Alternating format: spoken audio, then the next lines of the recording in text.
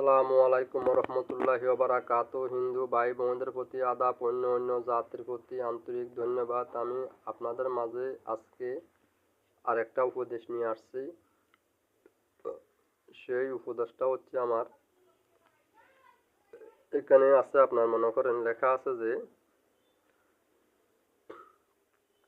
কোন দিন সন্তান জন্ম হলে মিষ্টিভাষী ও সুন্দর ও বিদ্যা বুদ্ধিমান হয়। কোন দিন সন্তান জন্ম হলে মিষ্টিভাষী ও সুন্দর ও বিদ্যা বুদ্ধিমান হয়, এখানে বলছে এটা, বুঝছেন? তো এটা হচ্ছে আপনার মনে করেন এখানে লেখা আছে যে বুধবার বুধবার দিন সন্তান জন্ম হলে মিষ্টিভাষী ও সুন্দরী ও বিদ্যা বুদ্ধিমান হয়। তো এই ক্ষেত্রে আমাদের এই সন্তানের জন্য বুধবার দিন যদি হয়, আমরা এই সন্তানটা সকলের সাথে কথা বলতে হাসি মুখে লেগে থাকে, বুঝছেন? মা বাবা ভাই বোন আত্মীয় স্বজন পাড়ার প্রতিবেশী সকলের সাথে হাটে বাজারে ঘাটে যেখানে যাক না কেন উনি কথা বলবে, ওনার মেজাজটা শান্ত থাকবে, মুখে হাসি লেগে থাকবে, মেজাজটা থাকবে মাটির মতো কোমল, কি সব সারাক্ষণ মুখে হাসি লেগে থাকবে। ঠিক আছে?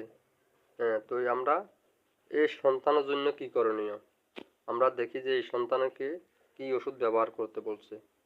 ঠিক আছে? এখানে আমি আবার বলতে আছি যে কোন দিন সন্তান জন্ম হলে মিষ্টিভাষী সুন্দরী ও বিদ্যা বুদ্ধিমান হয়। ঠিক আছে? হ্যাঁ, এখানে লেখা হচ্ছে আপনার কি বার? বুধবার বুধবার দিন যদি সন্তান জন্ম হয় মিষ্টিভাষী হয়, মিষ্টিভাষী ও সুন্দর সুচেহারা হয়, সুন্দরী হয় এবং হাসি মুখে লেগে থাকে।